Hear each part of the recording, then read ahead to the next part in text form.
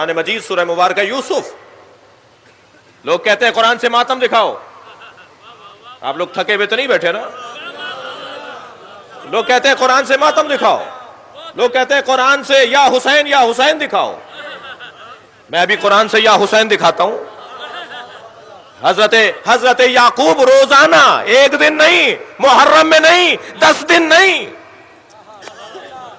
حضرت یعقوب نے سال ہائے سال روزانہ ماتم کیا ہے. اور کس کا ماتم کیا ہے؟ جس کے زندہ ہونے کا یقین تھا. یہ نہیں کہا، یہ نہیں کہا جائے گا کہ زندہ ہو جاوید کا ماتم نہیں کرتے ہیں. یہ حضرت یوسف زندہ ہے نا. حضرت یعقوب کیا کہہ رہے ہیں؟ حضرت یعقوب روزانہ ایک ہاتھ زانو پر مارتے تھے، ایک ہاتھ سینے پر مارتے تھے، ایک ہاتھ سر پر مارتے تھے، اور سر پر، زانو پر اور سینے پر ہاتھ مارتے ہوئے کہتے تھے یا اسفا علی یوسفا، جسے آپ یا حسین بولتے ہیں. قرآن کی آیت سنا رہا ہوں نا میں آپ کو. یا اسفا علی یوسفا، یا اسفا علی یوسفا، اے ہائے میرے یوسف، ہائے میرے یوسف، یا یوسف، یا یوسف. کون؟ جو ابھی زندہ ہیں، جن کے زندہ ہونے کا یقین ہے. اور نہ صرف زانو پر، سینے پر اور سر پہ ہاتھ مارتے تھے حضرت یعقوب، بلکہ وَبْيَضَّتْ عَيْنَاهُ، اس کی بعد والی آیت، وَبْيَضَّتْ عَيْنَاهُ فَهُوَ قَدِيمٌ. اور اتنا روتے تھے ماتم کرتے ہوئے کہ رو رو کے حضرت یعقوب کی آنکھیں سفید ہو گئیں. اور قرآن کیا کہہ رہا ہے؟ فَهُوَ قَدِيمٌ.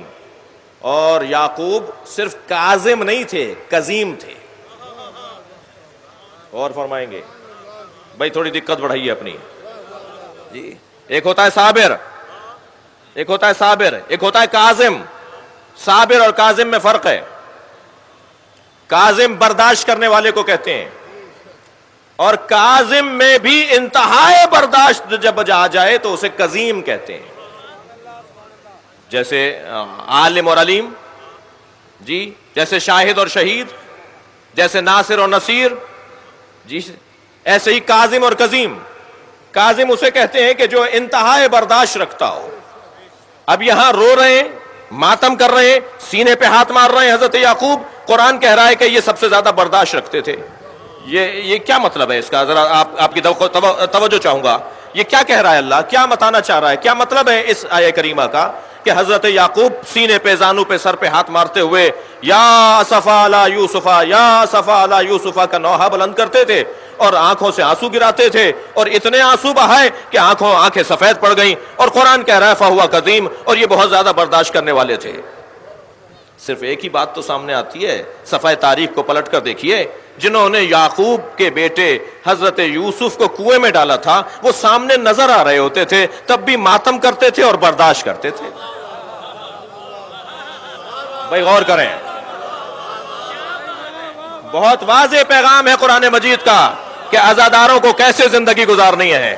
خبردار خبردار، جنہوں نے اہل بیت پہ ظلم کیا وہ سامنے آ جائیں یا ان کے چاہنے والے سامنے آ جائیں، تم اپنے ماتم سے ہاتھ نہ اٹھانا.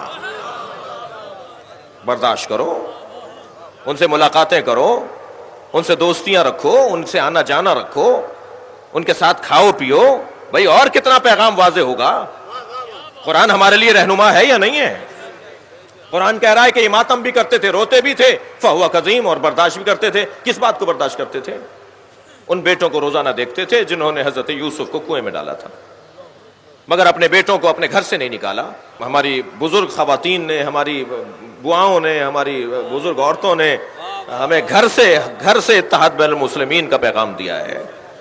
اٹھتے بیٹھتے کہا ہے کہ یہ بڑے بھائی ہیں جی. اذان آتی ہے 8 منٹ پہلے تو بڑی بوڑھیاں کہتی تھی بچیوں سے کہ ذرا سر پہ دوپٹہ رکھ لو، بڑے بھائیوں کی اذان ہو رہی ہے. تو ہم تو کوئی ہمیں دیکھ تھوڑی رہا ہوتا تھا، ہمارے بڑوں نے ہمیں سکھایا ہے کہ بڑا بھائی ہے. یہ اور بات ہے کہ بڑے بھائیوں نے ہی حضرت یوسف کو کنویں میں ڈالا تھا. صلوات پڑھ لیں ذرا محمد و آل محمد.